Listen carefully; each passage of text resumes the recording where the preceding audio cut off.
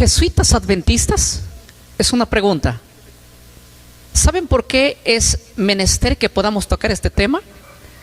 Porque más de la mitad o la mitad de las personas que escuchan el mensaje, aparte de ser evangélicos, católicos, entre otras denominaciones, también nos escuchan hermanos adventistas. Y desde el año pasado nos han preguntado, nos han hecho esta pregunta: ¿existirán jesuitas dentro de nuestras denominaciones? Entonces quisiera yo responder esa pregunta también con un contundente así. Los jesuitas, el trabajo de ellos es entrar en la política, en la educación y en las principales religiones dentro del cristianismo. Así que el blanco del jesuismo es ingresar dentro de las principales denominaciones. Si están adentro o no lo están dentro de la iglesia adventista, es cuestión de que ellos mismos respondan a los argumentos que vamos a colocar aquí y a las evidencias, y van a sacar sus propias conclusiones. No voy a atacar directamente dando un contundente sí o un contundente no. Yo quisiera leer el libro de Segunda de Pedro, el capítulo 2, el versículo 1 y el versículo 2. Dice lo siguiente: pero hubo también falsos profetas entre el pueblo, como habrá entre vosotros falsos maestros, que introducirán encubiertamente herejías destructoras, y aún negarán al Señor que los rescató, atrayendo sobre sí mismo destrucción repentina. Saben, hermanos, que desde los tiempos bíblicos, siglo I, inclusive antes, Satanás ha tenido mucho éxito entrando dentro del pueblo de Israel a través de líderes, de profetas, y en el siglo I a través de hermanos encubiertamente para hacer daño a la congregación. En la mañana hablamos del origen de los jesuitas, por qué se originaron, cuál fue su propósito, contra qué doctrinas atacan, cuál es su juramento, su voto. Y ahora yo quiero con ustedes analizar una cosa importante de acuerdo a la confesión de historiadores grandes. Permítame citar a un historiador llamado John Todd, que él de hecho es un ex Illuminati que salió, abandonó esa secta, y en el año 70 entró ya dentro de la iglesia. Miren lo que él escribió con referente a los jesuitas en el año 70. Dijo lo siguiente: los jesuitas tienen hombres entrenados específicamente para infiltrarse en las iglesias evangélicas. Ellos actúan como pastores, músicos y hasta predicadores carismáticos. ¿Cómo actúan? Como pastores, músicos, ¿qué más? Hasta predicadores carismáticos. Todo predicador carismático, en el sentido de que no ataca al enemigo de Roma, sino que trae a la iglesia ecumenismo, es una de las características principales para conocer que el jesuismo está allí. Porque los jesuitas lo que quieren es que la iglesia no ataque a Roma, sino que se estreche la mano con ¿quién? Cuando el Vaticano hace llamar a las denominaciones, hay reuniones donde muchos líderes religiosos van al Vaticano y con el Vaticano entablan compromisos de no predicar en contra de Roma y de no señalar a Roma como el hombre de pecado, como el anticristo. Estos hombres hacen alianzas y pactos, luego vuelven a sus iglesias y le dicen: con Roma no tenemos nada, son amigos, somos amigos, hay que promover la igualdad religiosa. Mucho cuidado. Voy a leer una segunda imagen para que ustedes puedan ver conmigo las evidencias históricas. Charles Chiniquy ex sacerdote católico, por 25 años escribió un libro, 50 años en la iglesia romana. En la página 32 de su libro, él escribió lo siguiente: la iglesia de Roma ha enviado agentes vestidos de pastores protestantes para infiltrar y destruir las iglesias desde adentro. Los historiadores han dicho que Roma ha preparado hombres jesuitas. Los jesuitas son gente muy preparada, y han entrado a las iglesias y han escalado puestos, y ahora son pastores dentro de las iglesias evangélicas de toda clase, con un solo propósito. ¿Y cuál es el propósito? Destruir la iglesia desde adentro. Y yo voy a señalar ciertas doctrinas que han traído, qué doctrinas han cambiado, y esas doctrinas que se están predicando ahora traen ecumenismo, o sea, ya no atacan a Roma. Ya no dicen que Roma es el enemigo. Recuerden que los jesuitas, su intención de ellos es ir al protestantismo a decir que el protestantismo no debe atacar a Roma como el cuerno pequeño. El cuerno pequeño no es Roma, el anticristo no es Roma. Ese es el propósito, y así que todos somos aquí lo mismo. Seas presbiteriano, testigo, mormón, reformado, adventista, lo que sea, todos somos igual. No hay que atacarnos a nadie. Hay que tener la igualdad religiosa. ¿Qué igualdad religiosa? La Biblia dice que el hombre de pecado surgió de la cuarta bestia, que es Roma, que cambió la ley de Dios, que por años obstaculizó el evangelio, que cambió la doctrina, que cambió muchas cosas escritas. Nosotros no podemos en ese sentido aliarnos a un ecumenismo con Roma.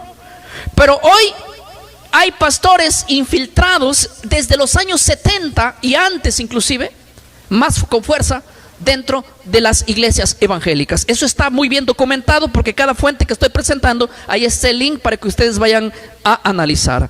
Ahora paso a otra imagen de Eric John. Es un autor de un libro muy bueno.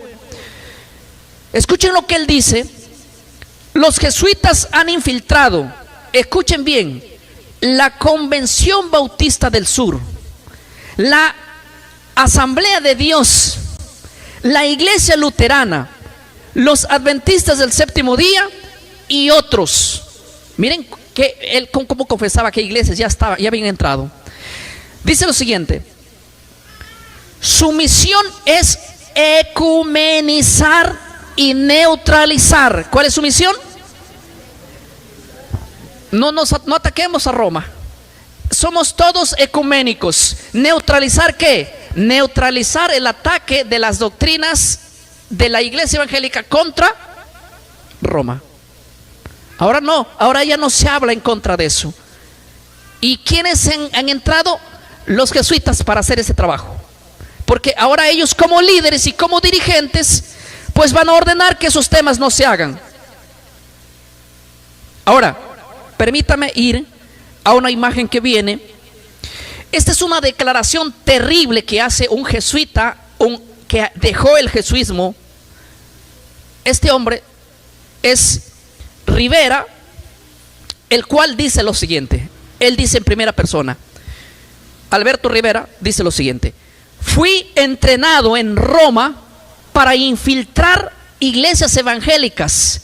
Nos enseñaron a disfrazarnos como cristianos nacidos de nuevo, entrar en seminarios y escalar posiciones. ¿Qué cosa dice Alberto Rivera? Alberto Rivera es un hombre que era jesuita por años, y cuando él abandonó el jesuismo, vimos en la mañana cómo lo persiguieron, quisieron envenenarlo en varias veces, y él se libró de la muerte hasta que finalmente lo mataron envenenado.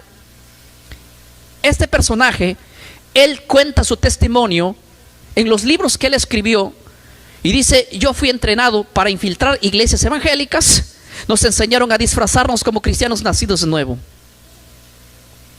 O sea, no sé, a simple vista no vas a conocerlo si realmente es un infiltrado o es un cristiano, porque lo que aparenta es un cristiano de verdad.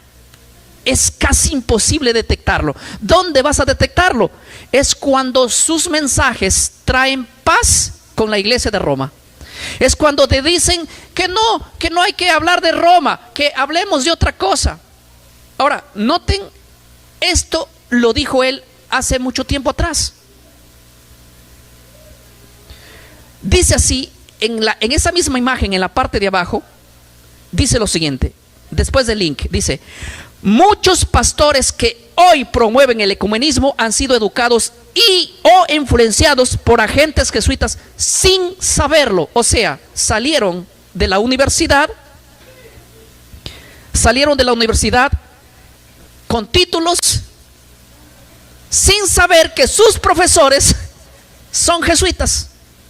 Y ellos van a salir con la mentalidad de no atacar a Roma, de no hablar contra el cuerno pequeño, de no decirle a Roma que es un enviado de Satanás.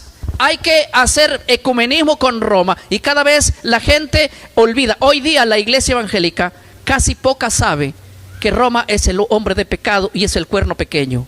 Eso no se predica jamás en la iglesia porque no se sabe. En la mentalidad evangélica, el anticristo, el cuerno pequeño, aún no ha venido, y eso lo voy a predicar el día martes. Cómo la iglesia surgió con una mente desviada. ¿En qué año hicieron esa desviación? Todo. Pero permítame seguir leyendo otra parte que es muy interesante. Esto fue citado por Edmund Paris. Él cita a un ex jesuita anónimo. ¿Por qué? Aunque él tiene mucha confianza en él, no quiere pronunciar su nombre, porque ustedes saben lo que lo hacen los ex jesuitas, ¿no? Entonces él dijo: mira, yo te digo todo lo que sucede, pero no pongas mi nombre. Pero lo que te digo es verídico, porque realmente era ex jesuita.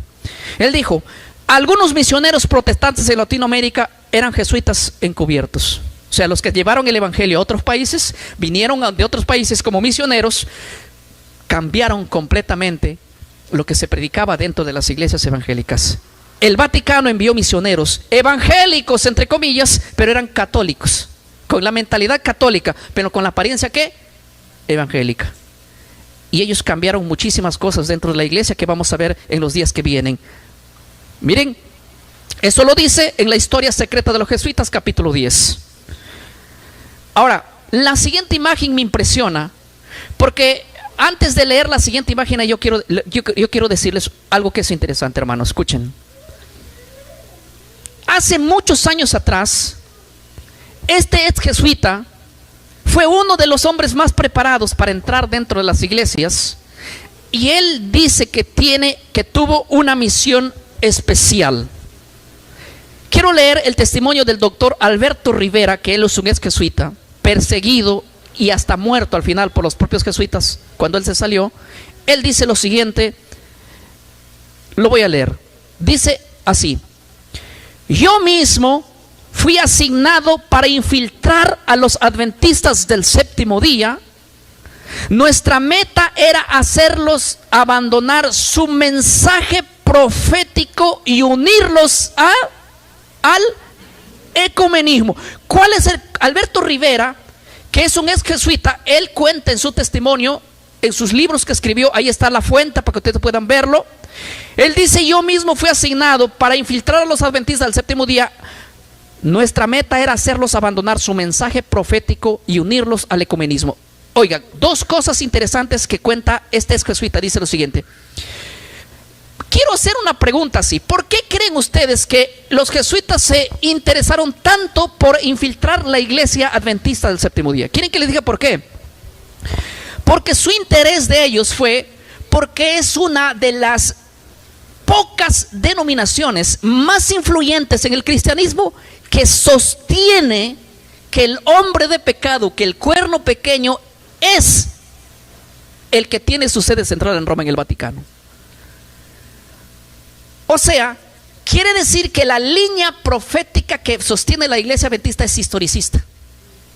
Ellos no son preteristas, ni futuristas, ni dispensacionalistas, son historicistas. Entonces, ser historicista y desmentirle a Roma, porque ellos siguieron la creencia de Lutero, de Calvino, de Zwingler, de Newton, de Hus, y todos ellos murieron denunciando que el papado era el hombre de pecado. Y una de las iglesias más conservadoras que ha tenido ese mensaje siempre puntual ha sido la Iglesia Adventista del Séptimo Día. Me comunicaba con hombres que tienen 70 años en esa iglesia. ¿Y saben lo que me cuentan? Antes, por 20, 30 años atrás, se hacía eventos de un mes en carpas y se hablaba todos los temas en cuanto a profecía. Y hoy hablar de esos temas es casi un peligro, porque nos han dicho que esos temas no se deben hablar porque son temas de alarma.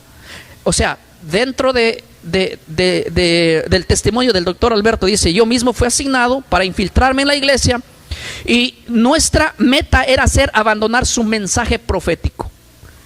Yo no voy a decir si dentro de la iglesia adventista hay jesuitas o no los hay, pero yo quiero preguntarles y decirles de una manera muy clara a todos los que nos van a ver y nos han preguntado: ¿ha cambiado el mensaje o sigue siendo el mismo? Si ha cambiado el mensaje, con toda seguridad debo decir que sí hay jesuismo dentro. Y si no, si siguen denunciando y estos temas siguen siendo puntuales como han sido siempre hace 30, 40 o 50 años atrás, ustedes no tienen ninguna influencia. Pero déjenme decirles que aquí hay un ex jesuita diciendo que hay gente capacitada para infiltrarla. Y él, Alberto Rivera, señala 7 puntos que iban a atacar entrando a la iglesia adventista. Yo voy a hablar el próximo tema de cómo los jesuitas entraron a la iglesia evangélica, pero este tema específicamente es mostrar cuál sería el ataque entrando a la iglesia adventista. Y juzguen por ellos mismos, que juzguen si esto pasa en su iglesia o no pasa. Y ellos mismos deben responder si es que hay infiltración o no hay infiltración. Primer punto a atacar, esto era eliminar el mensaje profético de los tres. Estoy en lo siguiente: eliminar el mensaje profético de los 3 ángeles de Apocalipsis 14, 6 al 12. Dice el propio Rivera dice: nuestra misión era neutralizar la voz profética de los adventistas. Su mensaje del juicio y del sábado era un obstáculo para el ecumenismo. ¿Cuáles son los 2 temas? Hermano, el mensaje de los 3 ángeles está en Apocalipsis 14, del 6 en adelante. ¿Y saben lo que dice? Es un ataque contra Roma. Es un ataque contra Roma, porque Apocalipsis 14 dice que hay que volver a la ley de Dios, adorar a Dios, y a Él solo hay que temerlo. Apocalipsis 14, del 6 en adelante, dice que nadie debe estar dentro de Babilonia, hablando de las doctrinas católicas. Y tercero, dice que si alguno no deja esas prácticas, el juicio de Dios caerá sobre ellas. O sea, era contundente un mensaje así de la iglesia. Entonces los jesuitas dijeron: lo primero que tenemos que hacer es, entrando a la iglesia, es, ¿qué cosa? Desarticular el mensaje profético que ellos tienen. ¿Y cuál es el mensaje profético que ellos tienen? Atacar a Roma, atacar al Vaticano, atacar directamente al cuerno pequeño y al sábado, porque el sábado es un obstáculo para el ecumenismo. Yo les hago una pregunta: ¿tendría algún problema la iglesia evangélica, Cuadrangular, Movimiento Misionero Mundial, entre otras iglesias, unirse a Roma? No, porque Roma es dominical y todas las iglesias evangélicas son dominicales. Hay ecumenismo, claro.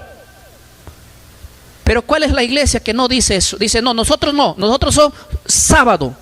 Es la iglesia adventista. Y esa impide el ecumenismo. ¿Y cómo habría que hacerlo ecuménica? Era entrando para que el sábado sea atacado. Escuchen bien lo que voy a decir. Yo voy a mostrar más adelante de qué manera neutralizaron al sábado. ¿Sí? Tú dirás: no, pero todas las iglesias adventistas hoy guardan el sábado. Sí, pero eso no era el punto. El punto era otro. Y ahora yo voy a mostrar cómo es que Rivera enseña de qué manera iban a hacer con el sábado, de qué manera le iban a atacar. No iban a dejar que el pueblo no siga creyendo eso.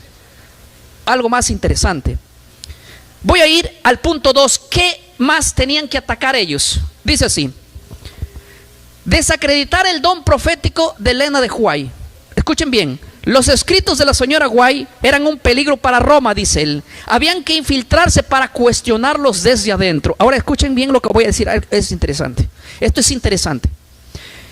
Una de las escritoras del siglo XIX, llamada Helena Arnold de White, escribió algunos libros. Dentro de esos libros, algunos específicamente puntuales, donde atacaría a Roma como el cuerno pequeño. Uno de esos libros donde ella cuenta toda la historia, ¿sí?, es el libro del conflicto de los siglos. Ahora, agentes muy preparados, jesuitas, debían entrar a la iglesia, convertirse en miembros y desde adentro querer decir que no hay que, esos libros no hay que hacerlos que circulen con la fuerza que tienen en su mensaje original. Y yo voy a mostrar evidencias. Escuchen bien lo que voy a mostrar, evidencias. Más adelante, en este mismo tema, voy a mostrar evidencias. ¿Cómo es el libro que denuncia al cuerno pequeño, al papado como el cuerno pequeño, y como a la ramera de Apocalipsis 17, como el hombre de pecado, como el que está en Roma, ha sido quitado de este libro que se llama El conflicto de los siglos? Y quieren que le diga una cosa interesante. El conflicto de los siglos del año 1888, en su versión que tenía, es un libro original donde ataca a Roma directamente. Pero en la versión 2011 han sacado cosas que también les voy a mostrar la evidencia que no están ya. La pregunta es, ¿quién lo hizo? ¿Por qué lo hicieron? Pero lo que está diciendo Alberto Rivera es: nuestra preparación fue entrar a la iglesia y cuestionarla desde adentro. O sea, adventistas o aparente adventistas disfrazarse y decir: oigan, estos libros de aquí adentro, sobre todo lo que ataca a Roma, tenían que extirparlo, o tal vez livianizarlo, o tal vez suprimirlo, quién sabe. Lo importante es que no se ataque a Roma como el cuerno pequeño. Estoy siendo claro aquí, ¿verdad? Ahora, si ellos creen que Elena de White es inspirada, es problema de ellos. Yo creo que la Biblia es la única inspirada, pero yo creo que sospechosamente, si Elena de White habló y condenó al cuerno pequeño como el papado, ellos lo que querían hacer era decir eso, querían evitar. Y para hacer eso tenían que entrar adentro y hacer ese tipo de trabajo. Ese es el punto que Rivera dice. Nuestra intención, porque era un peligro para Roma. Sí, los escritos de la señora White dicen: era un peligro para Roma y había que infiltrarnos para cuestionarlos desde adentro. Yo les hago una pregunta. Los de afuera no van a poder quitarlo, pero los de adentro. Y ahora yo les hago una pregunta a todos los hermanos adventistas que dicen: en nuestra iglesia hay jesuismo o no hay jesuismo. No lo sé, pero lo que sí sé es que Rivera dijo que una de las cosas que harían era entrar a la iglesia y hacer que esos libros donde habla del ataque a Roma sean omitidos. Juzguen por ustedes mismos si esto pasó o no pasó. Y si pasó, saquen sus conclusiones. Y si no pasó, pues no tienen infiltración. Simple, no podemos discutir más allá de eso. Punto 3. Introducir el ecumenismo y promover la unidad con Roma. ¿Dónde debían hacer eso? Dentro de la iglesia adventista. Debíamos hacerlos ver que Roma ya no era una amenaza. Había que promover la unidad cristiana dentro de las iglesias, ¿qué? Adventistas. Ahora, es interesante, pero en muchas partes, yo ayer conversaba con un hermano que es adventista y yo le hacía una pregunta puntual. Yo le decía: dentro de las iglesias que ustedes tienen, ¿están promoviendo el ecumenismo? Y me decía: en gran parte sí. En gran parte ya no se ataca a Roma, ya no se predica contra Roma, ya no se hacen esos temas fuertes. Y en gran parte pareciera que hay un ecumenismo. Yo no lo sé porque yo no formo parte de la iglesia adventista, ni sé cómo funciona, pero los que pueden sacar esas conclusiones son ellos mismos. Solo lo estoy aquí leyendo cuáles serían las cosas que haría cuando entrarían los jesuitas ahí. Punto 4. Cambiar las versiones bíblicas usadas en los púlpitos. Se nos ordenó introducir versiones de la Biblia manipuladas, como la Nueva Biblia de las Américas y otras traducciones que favorecen a Roma. Y créeme que hay Biblias dentro de la iglesia, o dentro por lo menos de la mentalidad del jesuismo, que hay Biblias acomodadas para defender a Roma, donde no se ataca a Roma directamente. Biblias donde han cambiado al pie de página muchos textos para cada vez que se dirija al hombre de pecado, al cuerno pequeño, se dirija a Antíoco Epífanes, a Nerón, a los Césares, pero a Roma no. Roma es inocente. Estoy siendo claro, y hay muchas versiones de la Biblia que así traducen. Y esas versiones de la Biblia les conviene a ellos usarlas o meterlas para que la gente, su mentalidad se desvíe y así puedan llegar a un ecumenismo. Doctrina punto número 5. Escuchen bien. Atacar la doctrina del santuario celestial o el juicio investigador. Estas doctrinas, escuchen lo que dice. Esas doctrinas debían ser ridiculizadas y presentadas como obsoletas por teólogos entrenados. ¿De dónde? De Roma. ¿Quieren que le diga una cosa? La iglesia adventista sostiene una doctrina que es la doctrina del juicio investigador, una doctrina que es la doctrina del santuario. Es una doctrina que más lo predican ellos. En la iglesia evangélica muy poco se toca esos temas, es más, en gran parte no se conoce. Tengo un amigo que él es estudiante de la Biblia, muy bueno,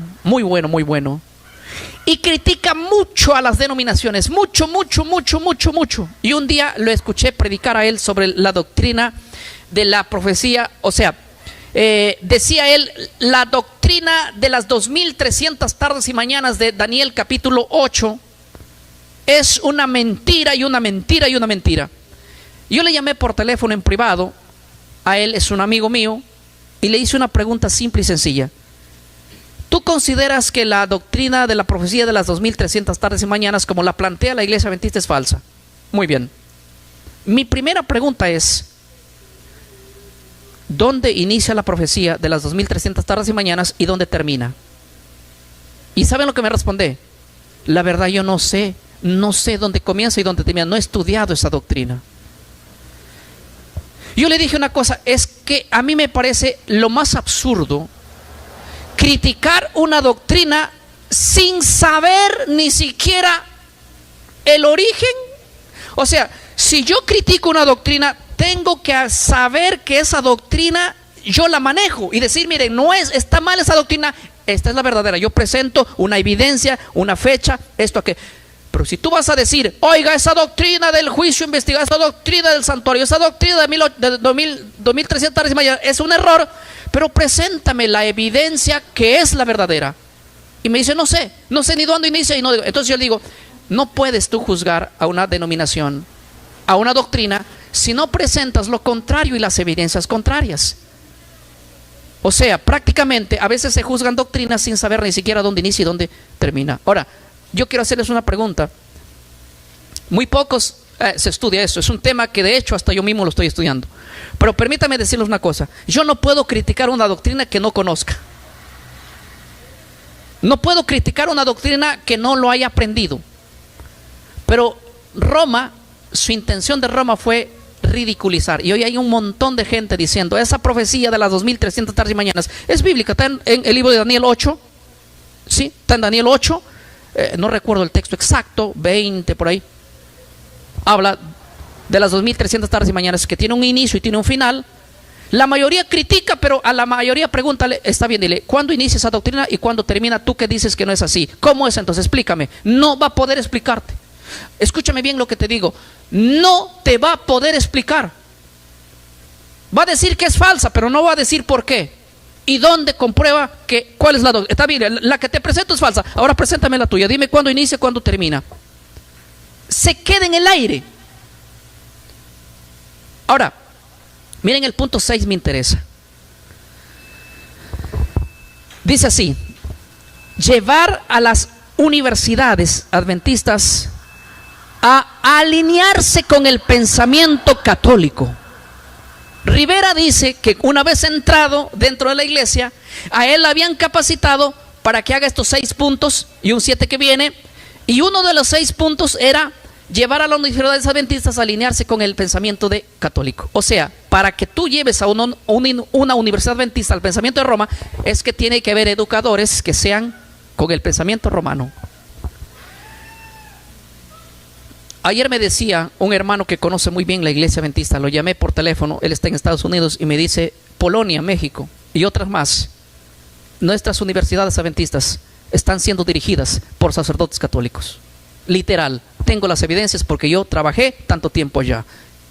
Nombre fulano, sutano y mengano son profesores académicos, son gente que nos está dictando seminarios en nuestras propias iglesias y son completamente católicos. Ahora, es impresionante, pero si han entrado, es justamente, no me extrañaría que ahora estén predicando ciertas doctrinas que solo surgieron en Roma y que han cambiado la mentalidad, y que la intención es meter la doctrina romana. Esa era la intención. Y si esa es la evidencia que hay, y si eso está pasando, entonces no me pregunten a mí si la iglesia está con jesuitas o no está. Solo juzguen por ustedes mismos si estos puntos que estoy mencionando lo ven pasando dentro de su iglesia. Yo no voy a decir si está o no está, porque yo no sé lo que pasa allá adentro. Simplemente estoy leyendo 6 puntos que ellos harían, y ahora digan ustedes, ¿está pasando eso? No lo sé. Ustedes deben saber si sí o no. Pero noten que el punto de la doctrina del sábado y del domingo no era un punto de hacerlo abandonar a la iglesia de la observancia del Shabbat, sino de otra manera. Como yo les dije, miren, yo les hago una pregunta: ¿la iglesia adventista ha cambiado su método de decir hoy día el día del Señor es el domingo, o dicen que es el sábado? Ese es el sábado, ¿verdad?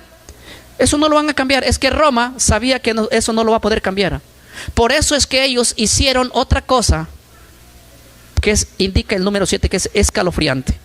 Escuchen lo que dice el punto número 7. ¿Cuál era el punto número 7 que Rivera dice? Confundir la doctrina del sábado y abrir puertas al domingo. Y escuchen lo que dice ahí Rivera: debíamos debilitar la enseñanza del sábado poco a poco hasta ser una simple costumbre, no un mandato divino.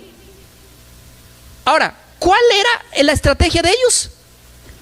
Debilitar al sábado hasta convertirlo que se haga un día por costumbre, no por mandamiento. Escuchen lo que voy a decir.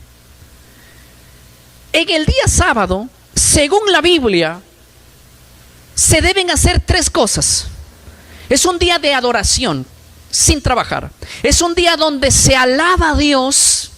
Es un día donde se alaba a Dios a través de las alabanzas. Es un día donde se ora, y es un día donde se estudia la palabra de Dios. 3 cosas es el Shabbat para hacer según tú revisas la Biblia. 3 cosas. Es un día donde se canta, donde se ora y donde se estudia la Biblia. Nada más. Pero los jesuitas, su intención de ellos era entrar y quitar del sábado su verdadero propósito, y que se convierta en un día casi secular. Pero no que dejes de congregar, pero que tu culto sea secular. He ido a México, a República Dominicana, a España, a Bolivia y a otros países, y en cada evento que hago vienen hermanos adventistas.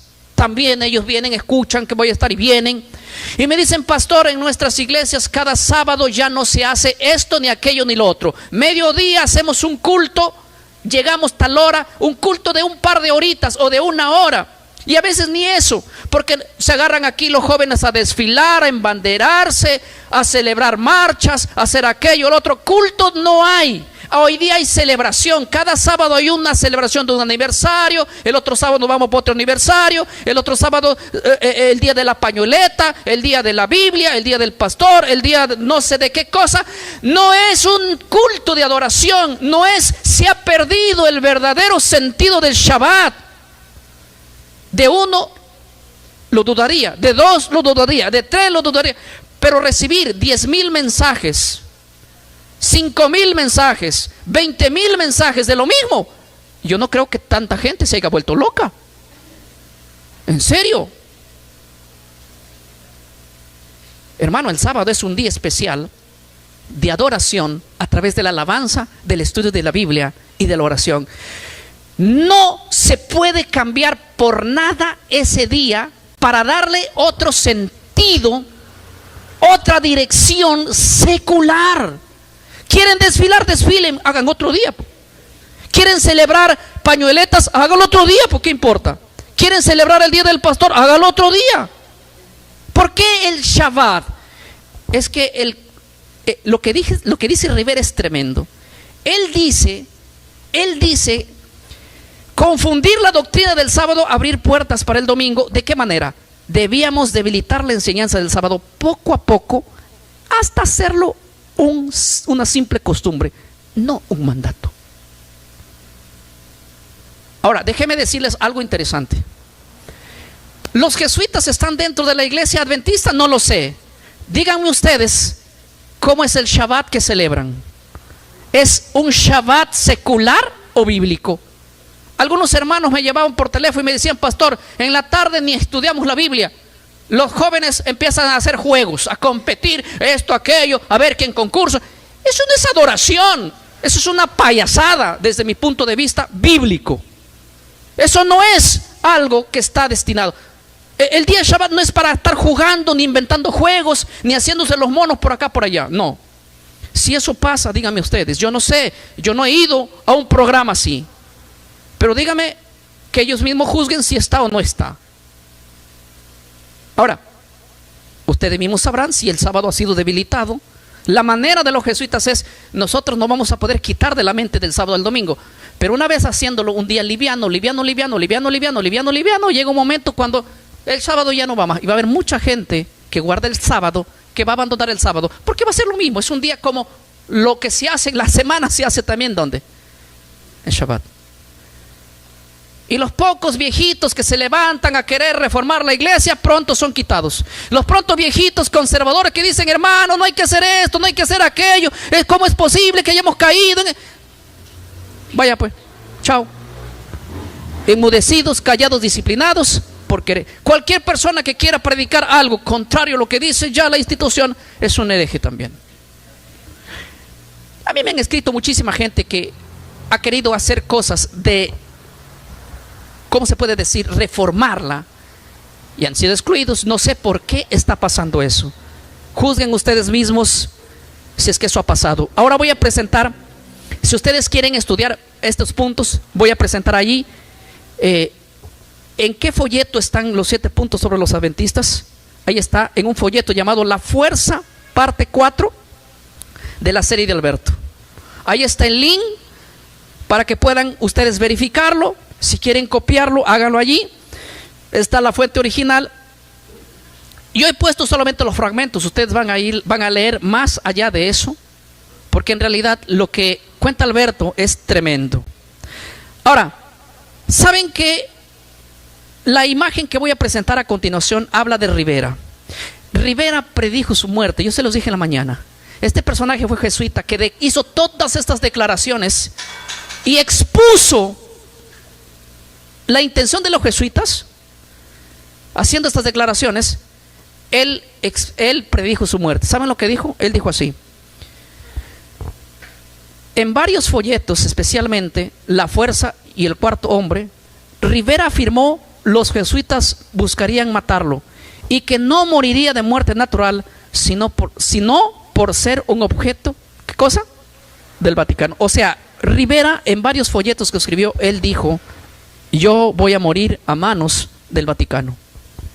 Y aunque él en sus libros cuenta haberse librado varias veces de la muerte, en ciertas ocasiones se libró de ser envenenado, en otras de ser muerto, pero lastimosamente Alberto murió, y murió por una dosis de envenenamiento largo.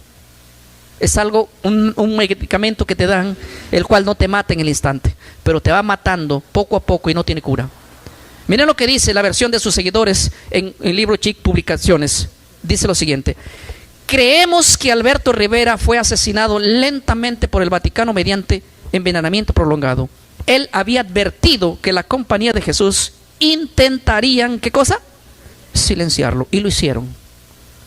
Así murió él, pero haciendo fuertes declaraciones y advirtiendo a la iglesia de que los jesuitas se introducirían a hacer estos cambios dentro de las distintas denominaciones. Y en este caso nos tocó hablar de la infiltración de jesuitas dentro de la iglesia adventista. Ellos pueden decir: el pastor Ortiz está atacando. Yo no estoy atacando, estoy leyendo la declaración de un jesuita.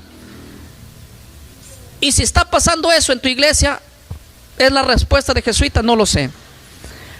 Al principio yo les enseñé, yo predicaba, hacía un evento en la ciudad de Bolivia, en Santa Cruz. Estábamos haciendo un evento de grabaciones, y el último día se acercó a mí el equipo de la red Advenir, del pastor que dirige el pastor David Gates, y el equipo de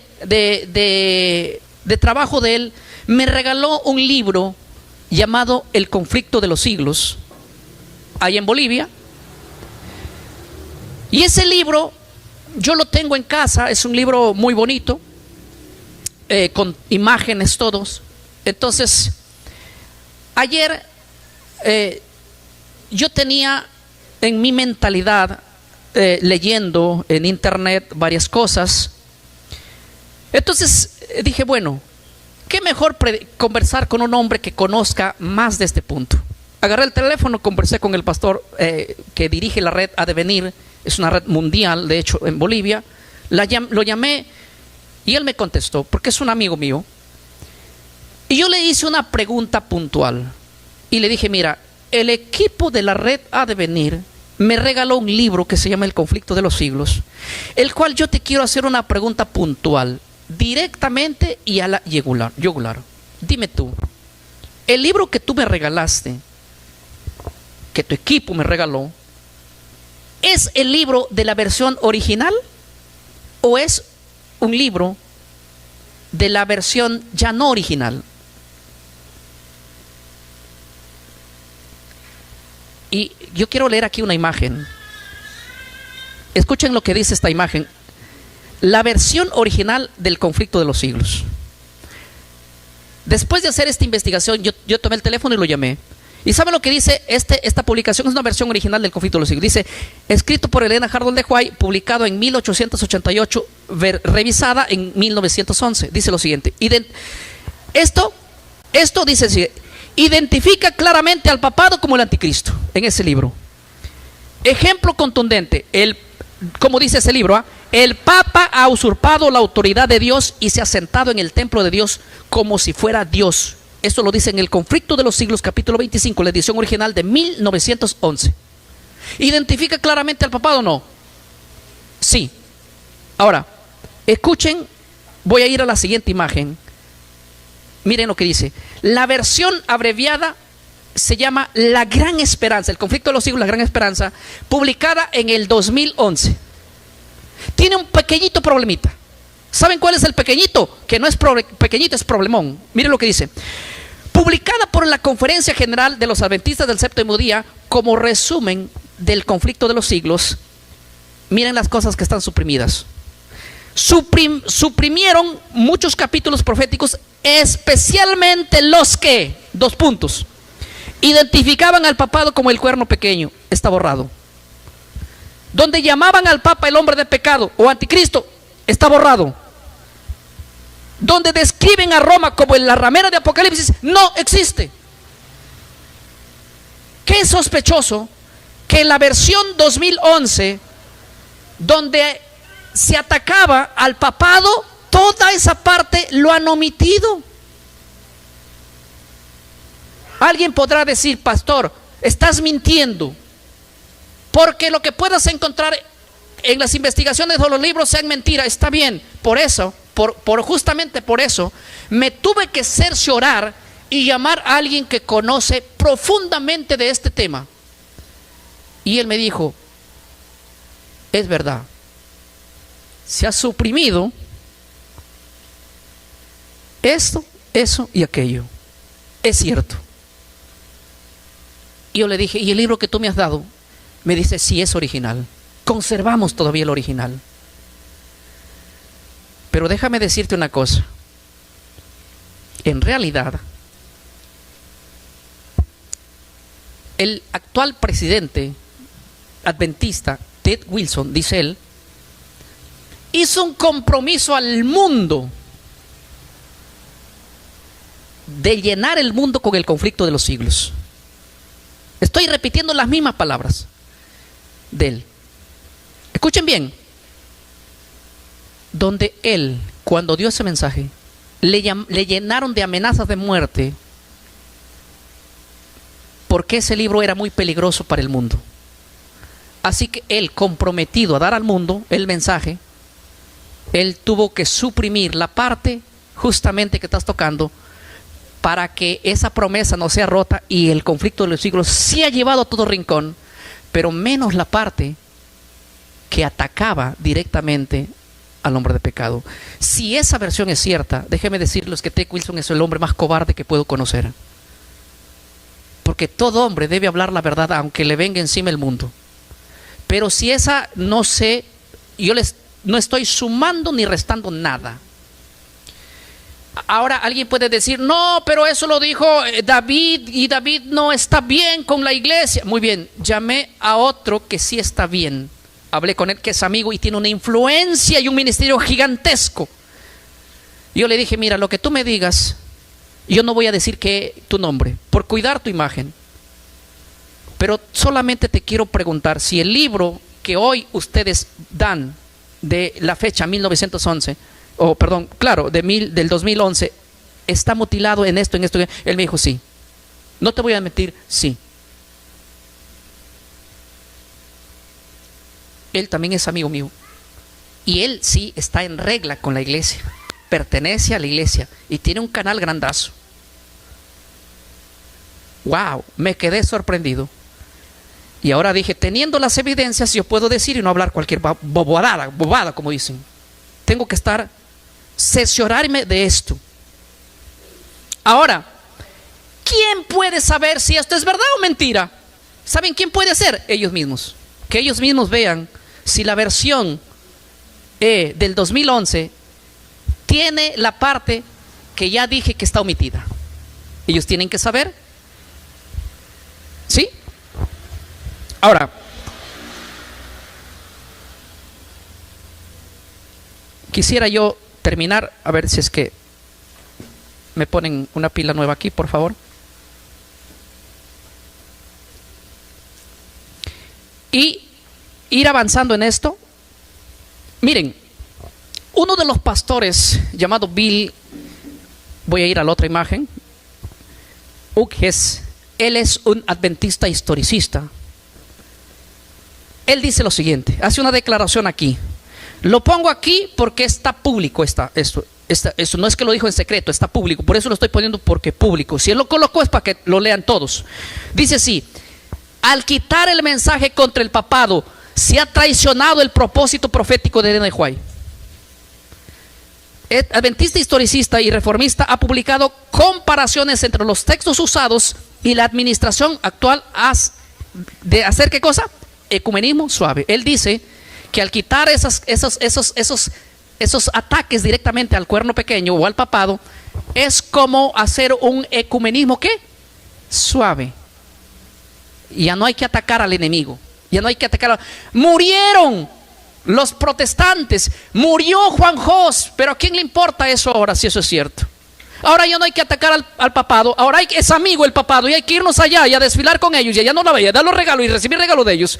Y después que yo me siento a comer un café contigo, ya no puedo hablar tu mal. ¿Para qué? Si es mi amigo.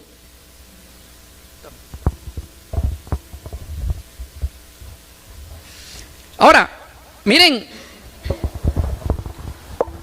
sobre la versión abreviada, La Gran Esperanza, que es la publicación del 2011, ¿qué ha dicho, qué ha respondido la Iglesia Adventista con respecto a la omisión? Esto es lo que dice. Escuchen bien. No hay una respuesta oficial directa, ¿sí?, citada. No hay respuesta de ellos. O sea, cuando se les cuestionó por qué lo quitaron, no hay una respuesta, ¿qué?, oficial, no la hay. Pero sí reacciones de líderes históricos promoviendo la edición resumida. Por ejemplo, el evangelista Mark Finley respondió a críticas y la defendió como una herramienta útil para el alcance global. ¿Sabe lo que dijo este personaje llamado Mark Finley? Él dijo: bueno, yo puedo responder desde mi punto, como personaje, no como iglesia. El que se haya omitido esto es simplemente para que el conflicto de los siglos tenga un mensaje mundial. O sea, para que llegue a toda la gente hay que omitir lo que ataca al verdadero enemigo. No sé si me dejé entender. No sé si soy claro. Pero él dijo lo siguiente: la única manera de que este libro llegue al mundo es quitando lo más importante que debe saber el mundo. ¿No les parece incoherente esto? ¿Cómo es que va a llegar al mundo esto, el conocimiento, si hay que quitar para que el mundo no se entere de quién es el enemigo de Cristo? ¿Y quién es el hombre de pecado? ¿Y quién es el que va a ser el que está detrás del nuevo orden mundial y del peligro al cual estamos llevando a la gente si quitamos lo más importante? Por esa cosa importante que quitamos ahora es la muerte que muchos hombres en el pasado hicieron por denunciar al verdadero enemigo. Oye, voy a otra imagen. Dice: en publicaciones de líderes adventistas como Samuel Hill o Loren Siebold se nota un tono más conciliador, pidiendo moderar advertencias y evitar la confrontación directa. ¿Qué fue lo que dijeron? Hill dijo: insta a evitar el sensacionalismo al referirse a instituciones religiosas. Siebold, con tono crítico, dijo: consideró que el conflicto de los siglos puede resultar anticatólico y avergonzante para algunos. O sea, Gil dice, no hay que evitar sensacionalismo. O sea, el conflicto de los siglos promueve ¿qué? Sensacionalismo. Y para evitar el sensacionalismo hay que quitar. Y para también para no referirse a instituciones religiosas. Y Siebold dice, bueno, en tono crítico, considero que el conflicto de los siglos se puede resultar anticatólico y vergonzante para algunos. O sea, esa parte de que el papado es el hombre de pecado, el anticristo, la ramera de Apocalipsis 17, hay que quitarlo porque simple y sencillamente puede ser avergonzante para algunos. Eso no debería darnos vergüenza. El Señor nos mandó a predicar Apocalipsis 14. Y en Apocalipsis 14, no lo disfrancemos, hermanos, pero en Apocalipsis 14 directamente hay un ataque al hombre de pecado, a la ramera y a salirse de ello. Y a decirle a la gente, salgan de ahí porque se queman y porque viene el juicio. ¿Cómo vamos a omitir el mensaje del tercer ángel? Es una locura. Es una locura. Omitir un mensaje directo que Dios quiso que su pueblo dé contundentemente, que está en juego la vida o la muerte, y decir, si quitamos esto va a llegar al mundo global. Si quitamos esto, nos vamos a evitar de confrontaciones con otras. Si quitamos esto, vamos simplemente a no provocar sensacionalismo. Hermano mío, entonces nos quedemos mudos, pues. ¿De qué otra manera? ¿Cómo podríamos decirle a la gente el peligro que hay detrás de todo eso? Juzguen ustedes mismos. A ver, creo que paro acá el tiempo y déjenme decirles algo que es interesante, iglesia. El día martes tenemos un tema especial de cómo los jesuitas entraron desde la fundación de la iglesia evangélica. Nosotros como evangélicos, la gran mayoría, escuchen bien lo que voy a decir, nos fundamos desde nuestros principios con influencia jesuita. Y vamos a ir descubriendo qué hicieron los jesuitas y sobre cómo centraron sus doctrinas dentro de las iglesias evangélicas a la cual hoy pertenecemos nosotros. Y decir que no hay una sola iglesia en el mundo que no haya sido influenciada por ellos. Están controlando las iglesias evangélicas. Roma controla las iglesias ahora, en su gran mayoría. Así que no les sorprenda a nadie si ustedes quieren predicar temas de la verdad presente, como la llaman, o temas como Apocalipsis 14, temas como Daniel y temas como Apocalipsis. Ahora hasta los propios temas vienen fabricados. ¿Qué vas a predicar hoy día? ¿Qué vas a predicar mañana? ¿Qué vas a predicar? Y en esos temas allí, muchos de esos temas solamente son temas de leche para bebé. No hay una doctrina más fuerte y más sólida. Los únicos que deben juzgar si hay infiltración jesuita dentro de la iglesia y la organización adventista son los mismos adventistas, por las fuertes declaraciones que hizo este ex jesuita llamado Alberto Rivera, el cual hemos presentado allí las evidencias. Por eso yo quiero leer una cita de Napoleón, quiero terminar aquí leyéndola. Napoleón Bonaparte, un emperador de Francia, decía lo siguiente. Decía: los jesuitas son una organización militar, no una orden religiosa. Su jefe es un general del ejército, no el mero padre de un monasterio. El objetivo de esta organización es el poder, y solo el poder, su forma más despótica. Interesante. Las palabras que repitió Abraham Lincoln, dice lo siguiente: esta guerra civil no habría sido posible sin la suministra influencia de los jesuitas. Detrás de cada bala disparada contra mí está Roma, dijo él. ¿Y sabe lo que dijo en esa misma parte, en la parte de abajo? Dice: sospecho que mi muerte será el resultado de una conspiración jesuita. Y dígame, ¿cómo murió Lincoln? Hoy no vamos a hablar de los jesuitas y la política. Adolfo Hitler, un hombre que fue tan criminal, un nazi, miren lo que dijo él. ¿De dónde aprendió? Escuchen, él dijo así: aprendí mucho de la orden de los jesuitas hasta ahora. No ha habido nada más grandioso que la organización jerárquica de la Iglesia Católica. Imité mucho de ella. ¿De dónde aprendió él? Buena cosa aprendió de los jesuitas Hitler. Freddy Bon escribió lo siguiente: si hubiera alguien que mereciera ser temido en este mundo, son los jesuitas. Wow, este hombre que es un gran filósofo alemán, él dijo bien clarito.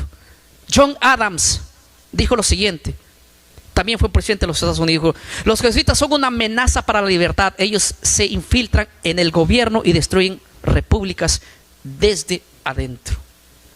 No solo están en la iglesia, no solo están en la educación, también están en la política. Y tenemos suficientes evidencias para hablar de esto, para hablar de la caída de las Torres Gemelas, para hablar del hundimiento del Titanic y de muchas cosas que nosotros nos muestran una cosa y por atrás hay asuntos tan de intereses que ellos buscan.